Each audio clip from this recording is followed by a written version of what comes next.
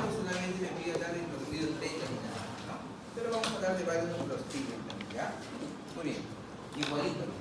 Ahí está la clave. Si ustedes aprenden eso, ahí están las respuestas a sus preguntas de sus exámenes. Pero eso aprendes. Miren, cuando yo hablo de bacilo gram positivo, o sea, es un bacilo gram positivo formador de esporas, porque los bacilos gram negativos, como pseudomonas, como Escherichia coli, no forman esporas.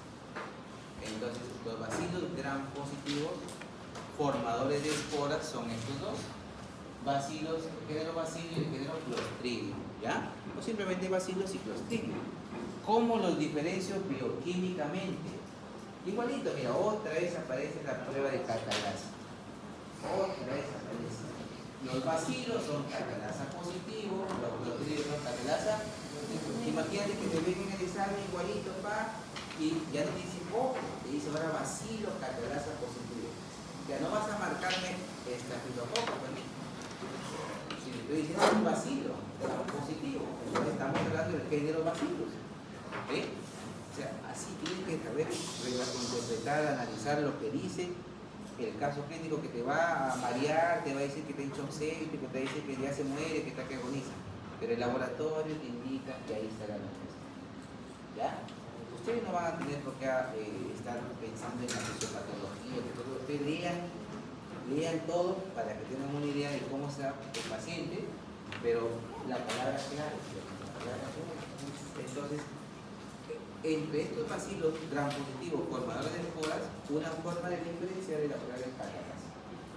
Los bacilos son catalasa positivo, los clostridios son catalasa negativo. ¿Se acabó?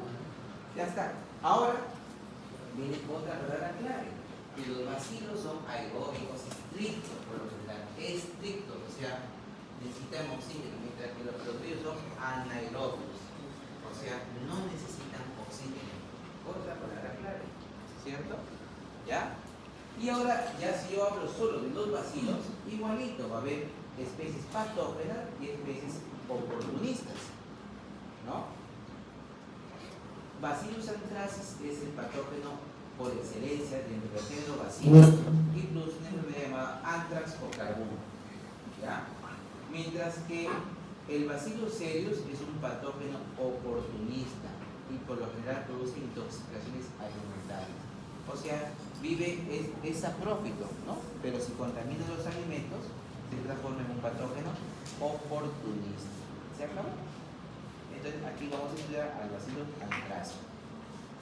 Los clostridios son anaeróbicos y producen enfermedad por toxinas. O sea, estas 4 especies representativas producen enfermedad por toxinas. El Clostridium tetani produce el tétano por una toxina llamada tétanos plasmina, ¿no? La tétanos plasmina. El Clostridium botulinum produce el botulismo por una enfermedad llamada, por una toxina llamada toxina botulínica, ¿no? Que hay varios tipos de toxina botulínica. El Clostridium perfringens produce una enfermedad llamada gangrena gaseosa por una serie de toxinas. Y el Clostridium difficile produce la colitis pseudomembranosa. Este Clostridium difficile produce eso sobre todo en pacientes que tienen largo tiempo en el hospital sometidos a antibióticos de amplio espectro. Los antibióticos de amplio espectro borran, o sea, toda la flora intestinal, la elimina, y el Clostridium difficile aparece, ¿no? Prolifera más, ¿ya? Entonces produce toxinas y produce la colitis pseudomembranosa. Ya les dije el tip, porque el examen le va a venir así, papá, paciente prometido, y les dije todo lo que acabo de decir. ¿Cuál es? Clostridium difficile. Entonces, ¿qué produce la colitis pseudomembranosa? ¿Ya? Entonces, eso produce Clostridium difficile. Listo, se acabó. Ahora vamos a hablar del género Bacillus como tal. Bacillus como tal. Ya hemos dicho que hay 2 especies representativas, hay un montón de especies, pero las representativas es el Bacillus anthracis, que es el patógeno por excelencia, y el Bacillus cereus, que es un patógeno oportunista. Otra diferencia entre ambos, que producen hemolis, otra palabra clave, la hemolis, otra vez. El patógeno es no hemolítico y el oportunista es beta hemolítico. La palabra clave, si estamos hablando de un bacillus, va a ser probablemente si produce o no hemólisis. ¿Ya está? El beta hemolítico, perdón, el Bacillus anthracis es no móvil, mientras que el seno es móvil, llamado periquito. Generalmente el bacillus antrácico tiene una espora central, mientras que el serus, su espora generalmente es paracentral, pero en algunas ocasiones es central. ¿Ya? Generalmente el bacilo, cuando se ve el microscopio, tiene sus ángulos rectos, así rectos, como un rectángulo, mientras que el serus, sus ángulos son obtusos, ¿no? Así medios curvos. Esa es una diferencia del microscopio. Con la espora casi a la parte final y acá la espora a nivel central, ¿no? Esas son diferencias. Estos son puntos, o sea, palabritas claves de cada especie para que ustedes lo tengan en cuenta por efecto de su examen. Todas las clases son casi así, para que sepan la diferencia y con eso sacan al toque el caso clínico. Ahora sí ya nos explayamos de cada uno de los bacilos, que eso está en su Yagüe, en su Murray, ¿cierto? Pero esto es un resumen de toda la lectura, por eso yo les traigo acá. Bueno, el bacilo es un aerobio, algunos son anaerobios facultativos, pero la mayoría son aerobios estrictos, gram positivos, también forman largas cadenas, ¿no? ¿Se acuerdan? La vez pasada vimos cadenitas. Todos forman en dos esporas, ¿no? En dos poras, más de 250 especies, la mayoría son saprófitos, viven en la tierra, agua, aire, vegetación, bacilocelos y subtiles. Las esporas son resistentes a los cambios ambientales, y le dije que es un mecanismo de defensa, ¿cierto? Soportan el calor seco, algunos desinfectantes químicos. Pueden estar años en tierra seca, ¿no? Ahí están, ¿no? Las esporas, ¿cierto? Cuando encuentran un ambiente adecuado vuelven a formar el bacilo, ¿no? Entonces, el bacilo antrácico, miren, sus ángulos hemos dicho son rectos, ¿no? Y la espora es central, ¿no? En el centro. Mientras que el bacilo serus, sus ángulos son obtusos, ¿no? Más curvos, ¿no? Es una diferencia a la coloración gram, ¿ya? Las colonias del bacilo antrácico son redondas, tienen el aspecto de vidrio esmerilado bajo la luz de medida. Esto fue pregunta en un grupo también. Decía vidrio esmerilado. La colonia tiene, en agar sangre, tiene aspecto de vidrio esmerilado. Listo, ya. Bacilos antrácicos, ¿cierto? Bacilos antrácicos, ¿no? ¿Ya? Entonces, el bacilo antrácico, las cepas virulentas se caracterizan porque tienen tres componentes proteicos tóxicos presentes en un plásmido, el PX01. Recuerden que les dije inicialmente que hay bacterias que tienen plásmidos, ¿no? Entonces, Anthracis tiene plásmido, el PX01 y el PX02. El PX02 forma cápsula. El PX01 forma estos tres antígenos proteicos, ¿no? Tóxicos. El antígeno protector, ¿no? Que es importante para que ingrese el factor edema y el factor letal o mortal. Sin este antígeno protector, eso no ingresa a la célula, ¿ya? Entonces, esos tres forman la toxina letal o mortal, que es el principal factor de virulencia. Los tres, ¿ya? Entonces, forma la toxina letal o mortal. Entonces, formada por el antígeno protector, que es útil, clave para que el factor edema interactúe y clave para que el factor letal o mortal produzca el daño, ¿ya? Ambos, factor edema como factor mortal, inhiben el sistema inmunitario del organismo hospedador, ¿no? Ambos inhiben, ¿no? O sea, no me dan posibilidad de defenderme, inhiben al sistema inmunitario. Entonces, ¿qué es lo que pasa? El factor antígeno protector facilita la entrada del factor edema, ¿no? Y el factor edema, pues, también facilita la entrada del factor letal, y el factor letal va a destruir, ¿no?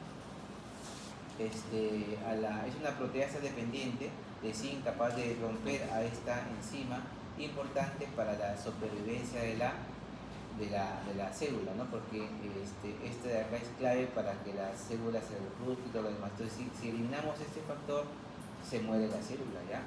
El factor edema es una adenosina dependiente de cada hemoglobina, como su nombre lo dice, favorece la formación de edema, pues, ¿no? Se hincha la persona en el miembro inferior, ¿ya? ¿Qué más? Hemos dicho que tiene una cápsula, ¿cierto? El bacilo antrácico tiene una cápsula que es otro factor de virulencia, pero la diferencia está que su cápsula no es de naturaleza polisacárida, sino de naturaleza polipeptídica, formada por ácido polideglutámico, y es sintetizada por otro plátano, el PX02, ¿cierto? ¿Ya? Dice, las cápsulas se observan en muestras clínicas, no se produce in vitro, ¿ya? A no ser que se utilicen condiciones adecuadas de cultivo, pero cuando yo quiero verlas en una coloración no la voy a ver, pero en una muestra clínica sí forman cápsulas. La vía de infección del anthrax puede ser por la piel, por la vía oral y por la vía aérea, o sea, pulmonar, ¿ya? Recuerden que el bacilo antrácico es considerado en el bioterrorismo, ¿no? Porque hacen este microorganismo puede ingresar por vía cutánea, por vía inhalatoria, ¿ya? O por vía oral. Entonces es causada, está dentro catalogada como bioterrorismo, ¿sí? Por eso esta cepa en los laboratorios la tienen con mucho cuidado, porque la puedes fabricar de diferentes formas y te la dan de comer, te la dan de inhalar, entra por la piel y te causa todo, va a ir a producir una lesión a nivel de los ganglios regionales, ¿ya? De tal manera que la espora, como forman esporas, ¿cierto? Y puede ingresar por vía cutánea, intestinal o vía inhalatoria, va a entrar hacia los ganglios regionales, ¿no? Y de ahí originar una linfadenitis hemorrágica y se disemina por todo el organismo causando una septicemia que puede ir hacia el sistema nervioso, causando una meningitis inclusive y la muerte, ¿no? O puede irse a nivel pulmonar y producir edema agudo de pulmón con la muerte, ¿cierto? Entonces, o producir un shock séptico y provocarte la muerte. O sea, esta bacteria por la vía cutánea te puede salvar, por la vía intestinal es casi 100% mortal, por la vía pulmonar también, ¿ya? Entonces, esta toxina de tal es una metalazoproteasa, decir que causa una condición de hiperinflamatorio, una superinflamación de los macrófagos, ¿no?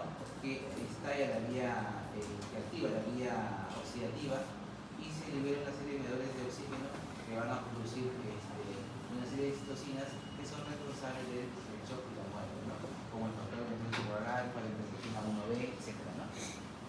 Entonces tenemos el carburo cutáneo y esta lesión necrótica, ¿no? En el centro, con edema a su alrededor, incluso algunos tipos de ampollas. Cuando veo una lesión así, puedo pensar en el carburo cutáneo, ¿no?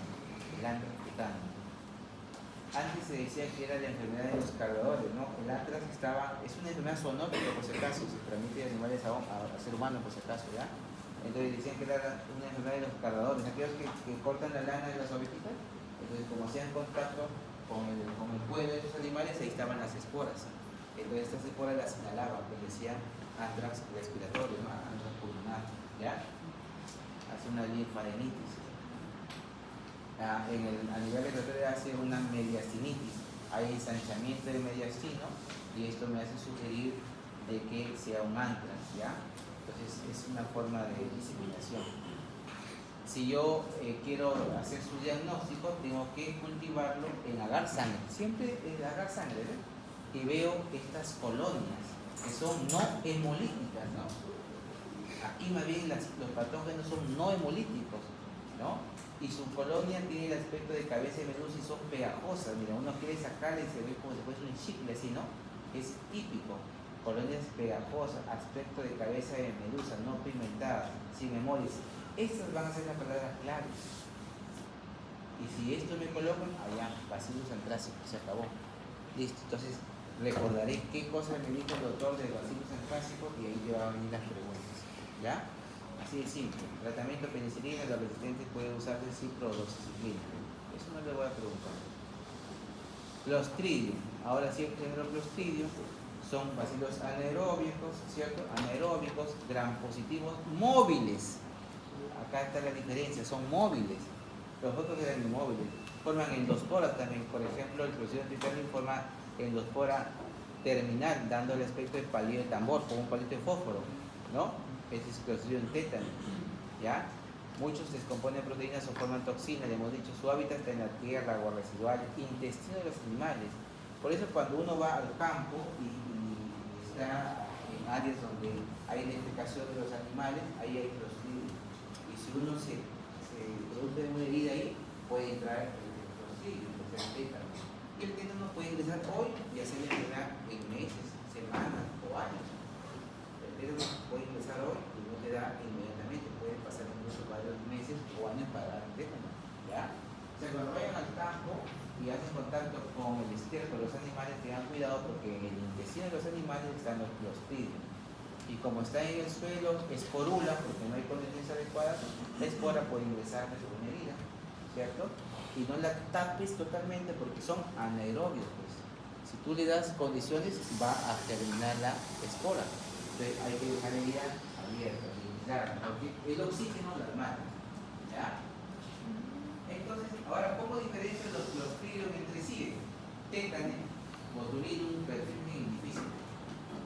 ¿Tiene movimiento? Sí. Lateros periféricos, excepto clostridium perfringens que no tiene movimiento. ¿Ya?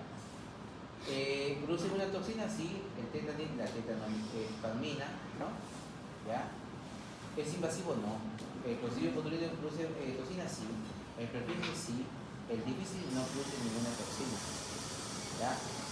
¿Cuál de los cuatro es invasivo? El perfringens es el único invasivo. El resto no es invasivo. Estas características cualquiera te puede venir en el examen y ya sabes, me facilita un cuadro resumen. Esto me permite distinguir entre una especie dentro del género Clostridium, nada más. Ahora, si hablamos de la toxina, Clostridium tetanus produce una toxina llamada tetanospasmina, ¿sí? Dice, esta enzima es producida por un plásmido y es no conjugativa. ¿Qué significa eso? Les expliqué cuál era el mecanismo de la conjugación. ¿Cuál es el mecanismo de la conjugación? Que una bacteria de una especie se une con otra bacteria de la misma especie a través de un flujo de conjugación, un filo, y se transmite plasma. Entonces, hay bacterias de Clostridium tetani que producen toxina y otras bacterias de Clostridium tetani que no producen toxina. Pero esta toxina, a pesar de que tiene filis, no es conjugativa, o sea, no se puede transmitir de un Clostridium tetani a otro Clostridium tetani. No se puede transmitir. Por eso dice acá es no conjugativa, ¿ya? Pero esta neurotoxina es termolábil. ¿Qué significa termolábil? Que el calor la destruye. ¿Qué enfermedad produce la tetanospasmina? El tétanos, ¿no es cierto? La toxina botulínica produce el botulismo. El Clostridium perfringens, que es materia de una exposición previa, pero igual tiene toxina alfa, beta, heterotoxina, que va a producir la toxina alfa, que es una liesitinasa, necrosis de los músculos y produce gangrena gaseosa, ¿no? Gaseosa. Y también puede producir intoxicaciones alimentarias, etc. Y el difícil produce dos toxinas, enterotoxina A y citotoxina B, que van a producir colitis pseudomembranosa, ¿no? Colitis pseudomembranosa. Ya. El tétano es un bacilo esporulado, móvil, de gran tamaño, produce esporas terminales, redondeadas, ¿no? Que dan aspecto de palillo de tambor, ya lo hemos dicho, ¿cierto? Al contrario que el Clostridium perfringens, el tétano tiene dificultad para crecer debido a su gran sensibilidad a la toxicidad del oxígeno. El tétano no crece con facilidad. Es muy lábil al oxígeno porque es un anaerobio estricto, ¿ya? Las bacterias tienen actividad proteolítica, aunque son incapaces de fermentar carbohidratos. Tétanis produce dos toxinas, la tetanolicina, que es lábil al oxígeno, y la tetanospasmina, que es termolábil, es una neurotoxina codificada por un plásmido y es no conjugativa, ¿ves? Es no conjugativa. De modo que una cepa no toxigénica no se puede transformar en toxigénico. No se puede. Si no produce toxina, no va a transmitir tétano, ¿cierto? ¿Ya? Porque el tétano se produce por la enzima, por la proteína, por esta toxina, perdón, la tetanospasmina. Ahora, ¿cómo actúa la tetanospasmina? Ahí lo vamos a ver. La tetanospasmina, ¿ya? Bueno, ya en su composición química está formada por una cadena liviana, una cadena pesada. Bueno, ¿qué me interesa a mí? Es una neurotoxina, ¿ya? Neurotoxina. ¿Qué hace esto de acá? Miren, recuerden ustedes lo siguiente. Recuerden ustedes que una neurona se va a comunicar con otra neurona, ¿cierto? A través de la sinapsis, ¿no? Y recuerden ustedes que las neuronas tienen vesículas presinápticas que liberan un neurotransmisor, ¿cierto? A través de la cual envían un mensaje, ¿cierto? Recuerden ustedes que las neuronas se comunican a través de neurotransmisores, ¿cierto? Entonces, para que el neurotransmisor se libere al espacio sináptico, ¿no? Esta vesícula que contiene el neurotransmisor tiene que hacer contacto con la membrana presináptica para que se pueda liberar, ¿no? Acá estamos, esta es la parte de la neurona presináptica, esta es la neurona posináptica, ¿cierto? Entonces, esta es la vesícula sináptica que contiene el neurotransmisor. Entonces, esta membrana de la vesícula tiene que fusionarse con la membrana de la neurona presináptica, ¿cierto? Para que se fusione y el neurotransmisor que está acá se libere, ¿cierto? Y este neurotransmisor active en la neurona posináptica y ocurre la sinapsis, ¿no? Entonces ocurre la comunicación neuronal. Eso es lo normal, eso es lo que ocurre. Pero para que esta vesícula presináptica se una a su membrana presináptica de la neurona, intervienen una serie de proteínas en esta fusión. La sinactobrevina, la sintaxina, la sinactofisina. Estas proteínas facilitan que se una esta vesícula presináptica a la membrana de tal manera que se libere el neurotransmisor al espacio sináptico, ¿cierto? Eso es lo normal. Entonces, la tetanospasmina actúa en las neuronas inhibitorias, ¿ya? A las neuronas inhibitorias, de tal manera que actúa sobre la sinactobrevina, evitando la unión o la fusión de esta vesícula a la membrana presináptica. Por lo tanto, si evita esta fusión, nunca se le va a liberar el neurotransmisor. En este caso, hemos dicho que actúa en las neuronas inhibitorias. ¿Y cuál es el neurotransmisor por excelencia de las neuronas inhibitorias? Es la glicina y el ácido aminobutírico o el GABA. Estos neurotransmisores, la glicina y el GABA, son neurotransmisores inhibidores, ¿ya? Normalmente, miren, yo cuando estoy caminando, ¿no? Y estoy haciendo movimientos en mi extremidad, estos movimientos no son desorganizados. ¿Por qué? Porque los movimientos excitatorios, o sea, la contracción, los movimientos excitatorios, ¿cierto?, no son desorganizados porque hay una neurona inhibitoria que está actuando ahorita en mi cerebrito, haciendo de que mi movimiento sea controlado, ¿cierto?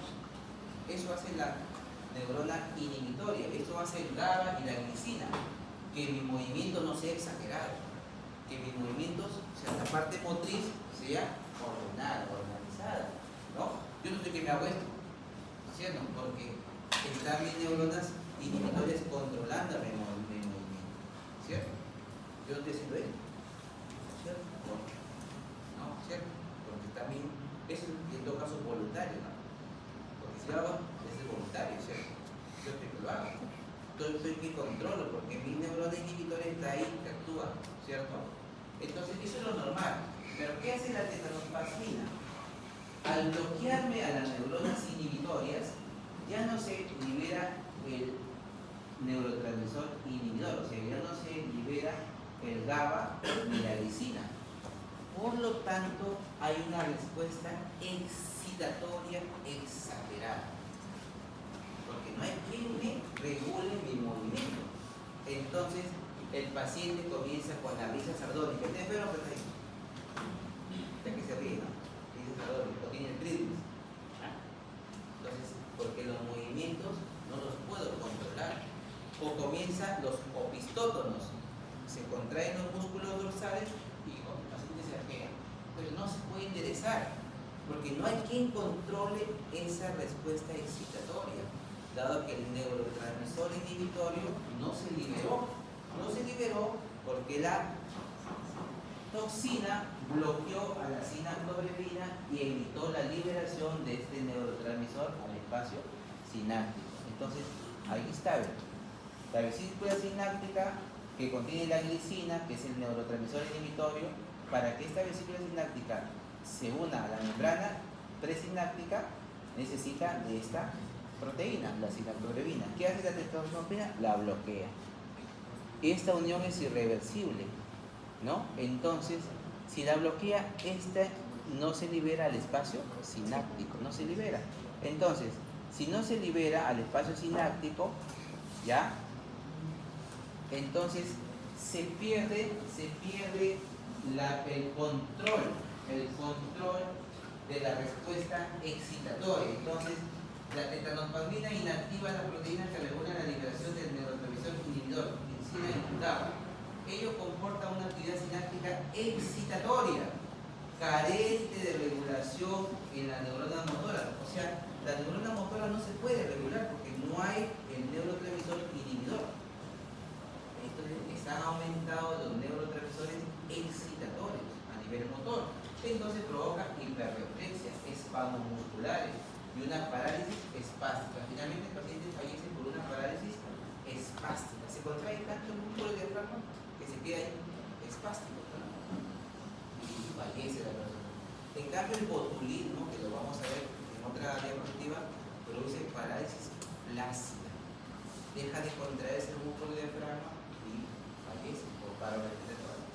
No, en cambio esto produce parálisis espástica. La unión es irreversible y la recuperación depende de la formación de nuevas terminales axonales para que pueda el paciente recuperarse. Una cantidad mínima de toxina es mortal para el ser humano. Claro, pues rápidamente vamos a la antitoxina.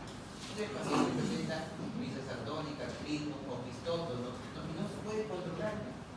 Está enfermito, pero está que se ríe. No se puede controlar.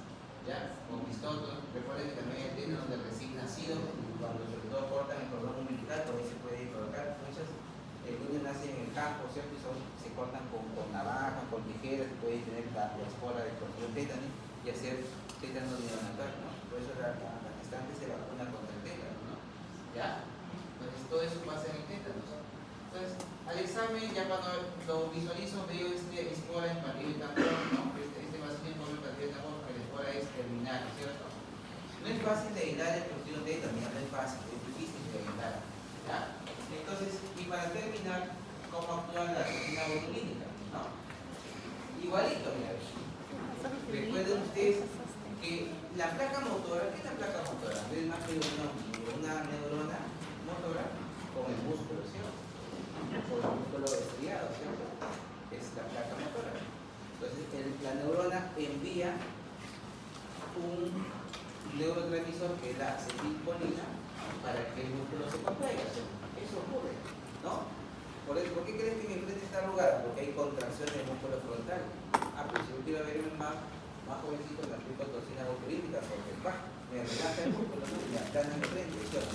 ¿Cierto? Eso es lo que usan actualmente, porque tiene propiedades estéticas y todo, pero si le meten mucha toxina botulínica la puede matar también a la persona, ¿cierto? Entonces, ¿cómo actúa? En la placa motora, igualito. Recuerda, la vesícula presináptica tiene que unirse a la membrana presináptica de la neurona y eliminar el neurotransmisor, que en este caso es la acetilcolina, para que actúe en el músculo, ¿no? Y ocurra una contracción muscular, porque eso es un nivel periférico. Entonces, la toxina botulínica también impide esta unión, de tal manera que al impedir esta unión, que también actúa no solamente sobre la sinactogrelina, sino sobre la sintaxina y otras proteínas más que favorecen esta unión, nunca se va a liberar acetilcolina al espacio sináptico. Si no se libera acetilcolina al espacio sináptico, entonces, ¿va a haber contracción muscular? No va a haber contracción muscular. Entonces va a haber parálisis láser. Por eso que la persona con botulismo fallece por parálisis láser, ¿no? Entonces ahí tenemos, mira lo que necesita la vesícula sináptica para unirse a la membrana presináptica. Una serie de proteínas, la sinactogrelina, el SNAC, la sintaxina, etc. Hay diferentes toxinas botulínicas que actúan en cualquiera de estas proteínas, evitando la unión de la vesícula sináptica a la membrana presináptica. Por lo tanto, al evitar esta unión, nunca se libera acetilcolina al espacio sináptico, no se libera. Por lo tanto, no hay contracción muscular. Entonces, ¿qué resumen? En la toxina botulínica, lo normal que es que la neurona motora libere acetilcolina al espacio sináptico y la fibra muscular se contraiga. Esto es lo normal. La acetilcolina induce contracción de la fibra muscular. Esto es lo normal. ¿Qué hace la toxina botulínica? Que no se libere acetilcolina al espacio sináptico. Por lo tanto, no hay contracción muscular, parálisis láser. ¿Qué hace el tétano? Actúa en las neuronas inhibitorias. Lo normal es que la neurona inhibitoria elimine su GABA o glicina y controle la eliminación del neurotransmisor excitatorio de tal manera que los movimientos excitatorios sean controlados, ¿cierto? No haya hiperactividad excitatoria. ¿Qué pasa en la toxina tetánica? Evita la liberación de estos neurotransmisores inhibitorios de tal manera que la respuesta excitatoria es exagerada, porque está que se libera neurotransmisor a cada rato excitatorio y el músculo está que se contrae, ¿no? Hace trismos, opistótonos, todo lo que hemos visto, ¿cierto? Eso provoca la toxina tetánica y esto produce la toxina botulínica, ¿ves? Listo, se acabó. Ha sido un placer.